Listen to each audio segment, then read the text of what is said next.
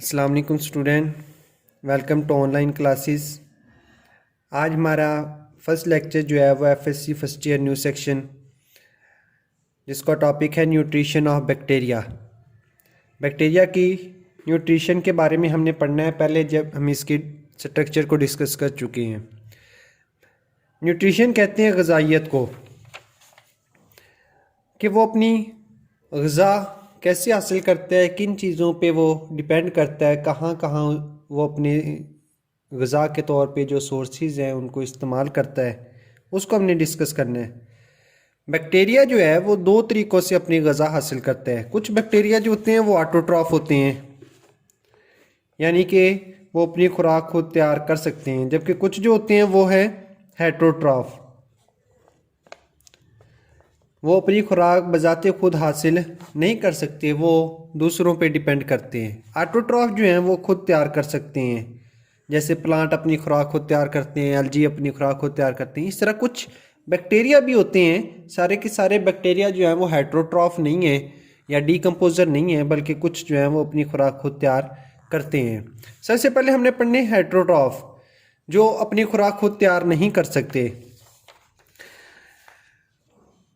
Heterotroph जो होते हैं वो अपने ऑर्गेनिक कंपाउंड जो होते हैं वो इनऑर्गेनिक कंपाउंड से या सब्सटेंस से नहीं तैयार कर सकते, उनको नहीं बना सकते।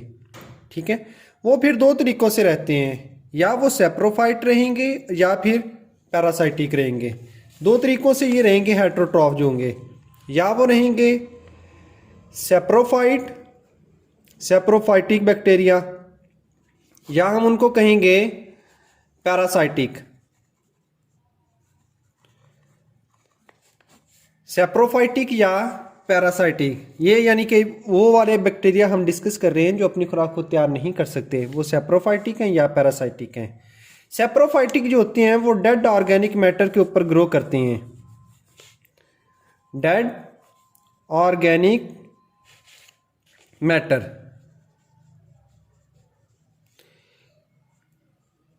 यहां पे ये ग्रो करते हैं गले सड़े मादों के ऊपर।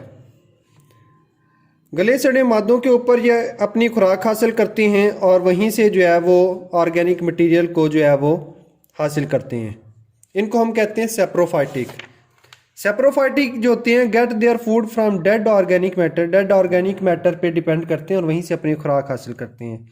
डेड ऑर्गेनिक मैटर कहाँ पे पाए जाएंगे? सॉइल जो होगी, मट्टी वो जो होगी वो इनसे भरी पड़ी है, is full of organic compound, humus की फॉर्म में। ह्यूमस कहते हैं, ह्यूमस जो है वो ऐसी चीज़ है कि ऑर्गेनिक मैटर जो होता है, यानी कि मादे जो होते हैं ऑर्गेनिक मैटर, फॉर एग्जांपल एक पत्ता है, उसमें बहुत सारे ऑर्गेनिक मैटर जो हैं वो मौजूद हैं, ऑर्गेनिक मादा उसके अंदर मौजूद है। अब पत्ता जैसे ही नीचे गिरता है तो वो कुछ देर पड़ा रहता है, फिर आहिस्ता आहिस्ता उसके ऊपर डीकम्पोजिशन का अमल शुरू हो जाता है। डीकम्पोजिशन, उसके गलने सड़ने का प्रोसेस जो होता है वो शुरू हो जाता है। जैसे ही वो शुरू होगा तो वो पत्ता खराब होना शुरू हो जाएगा, गलना सड़ना शुरू हो जाएगा। और जब वो पार्शली गल सड़ चुका होगा, पार्शली डीकम्पोज हो जाएगा, तो उसको हम नाम देते हैं ह्यूमस। ये एक शॉर्ट क्वेश्चन के तौर पे भी है। इसमें हम ह्यूमस को डिफाइन कैसे कर सकते हैं कि ह्यूमस जो है वो पार्शली डीकम्पोज ऑर्गेनिक मैटर है, कि ऑर्गेनिक मैटर जो अभी मुकम्मल तौर पे डीकम्पोज नहीं हुआ बल्कि हाफली या पार्शली जो है वो डीकम्पोज हुआ है, तो उसको हम ह्यूमस कहते हैं।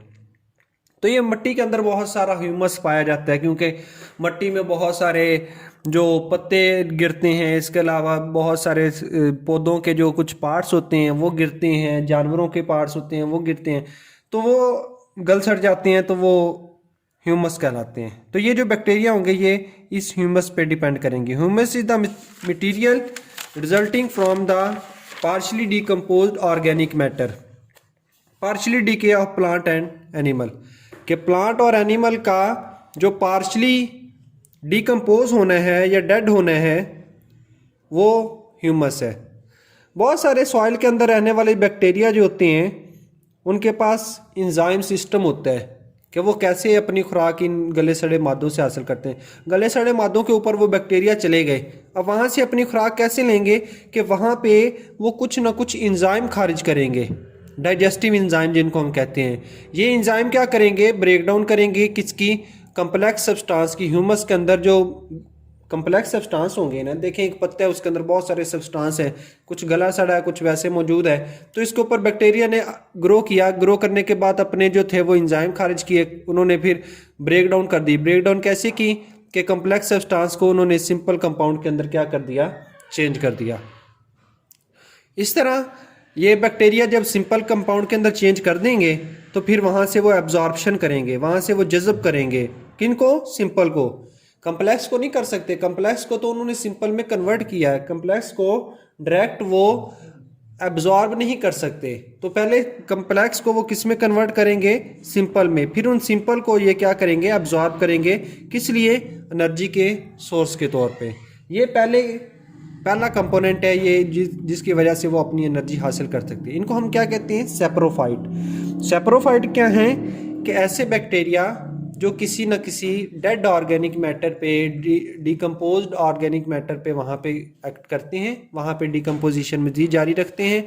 और अगर कोई ऑर्गेनिक मैटर मौजूद है तो उसको पार्शियल डीके कर देंगे, यानी कि उसको जो है वो ख़राब कर देंगे, स्पॉइलेज उसकी हो जाएगी। जैसे स्पॉइलेज होगी तो वहाँ पे जो कम्प्लेक्स सब्सटेंस होंगे वो सिंपल में कन्वर्ट हो जाएंगे। सिंपल में कन्वर्ट होने के बाद वो बैक्टीरिया जो होंगे वो इन सिंपल सब्सटेंस को जज़ब करेंगे, एब्जॉर्ब करेंगे। ये थे सेप्रोफाइटिक जो डेड ऑर्गेनिक मैटर के ऊपर ग्रो कर रहे हैं। दूसरे नंबर पे हैं पैरासाइटिक। पैरासाइटिक जो होंगे वो पैरासाइट के तौर पे रहेंगे, वो डेड थिंग्स के ऊपर जो है वो नहीं रहेंगे। ये किसी न किसी होस्ट के ऊपर रहेंगे, और होस्ट क्या होगा, लिविंग होगा, जिंदा होस्ट होगा, और इस लिविंग होस्ट के ऊपर जो होंगे ये ग्रो करेंगे।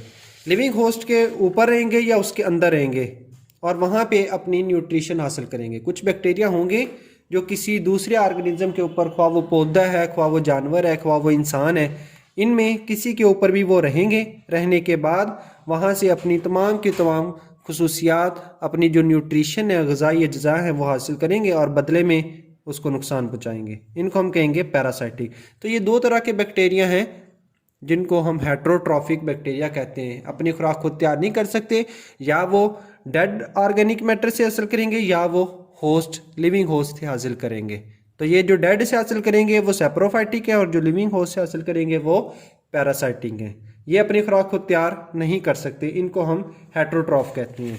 कुछ बैक्टीरिया ऐसे भी होते हैं जो पौधों की तरह या एल्गी की तरह अपनी खुराक खुद तैयार कर सकते हैं, उनको हम ऑटोट्रॉफ कहते हैं।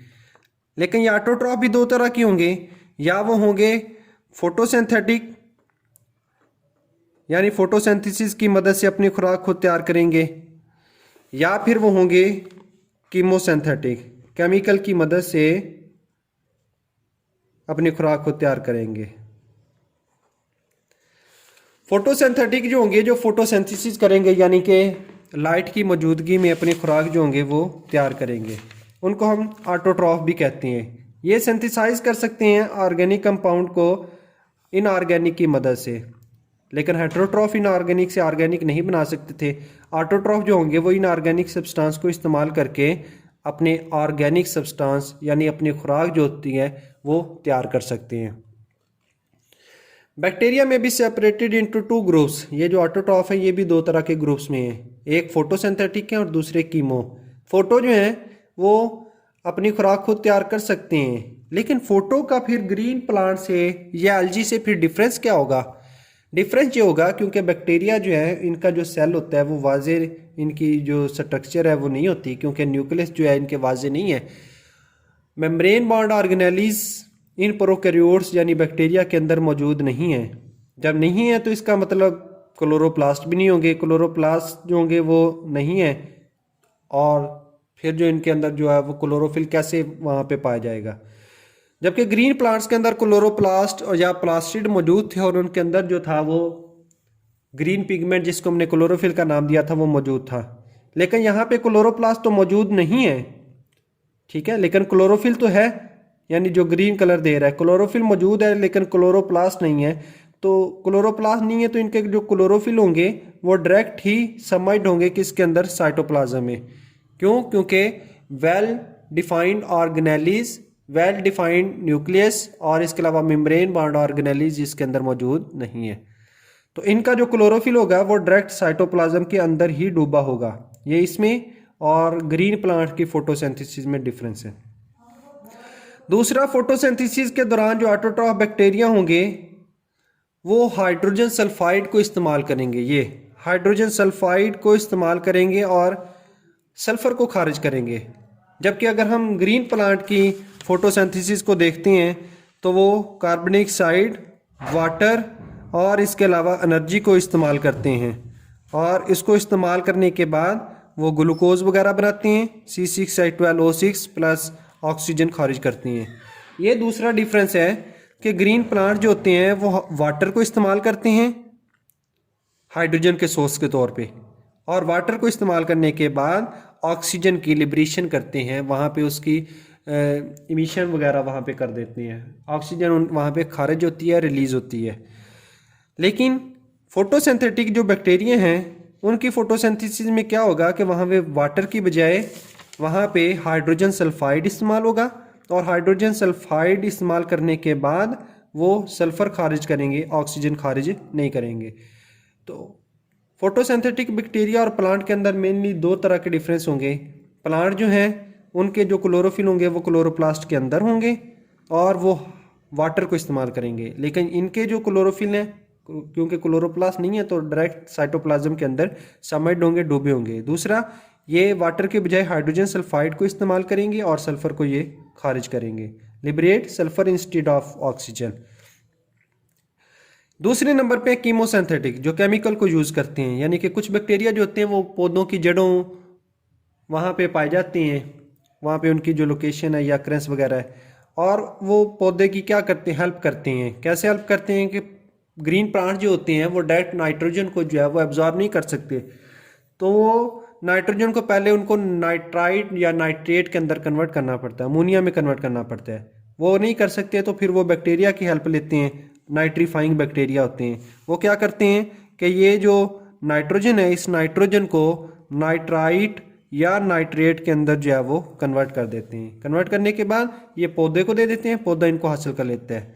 इस तरह ये पौधे की मदद करते हैं। Ammonia, nitrite, nitrate, sulphur, ferrous जब वो बना रहे होते हैं तो साथ कुछ ना कुछ जो होते हैं वो खुद भी इस्तेमाल कर लेते हैं। इस तरह वहाँ से अपनी वो एनर्जी की जो रिक्वायरमेंट है उनको ये पूरा कर लेते हैं। तो ये दोनों तरह के बैक्टीरिया जो होंगे वो ऑटोट्रॉफ होंगे, जिनमें फोटोसिंथेटिक हैं और कीमोसिंथेटिक हैं। इनमें ग्रीन सल्फर है, पर्पल सल्फर है, पर्पल नॉन सल्फर इनकी जो है वो एग्जाम्पल है।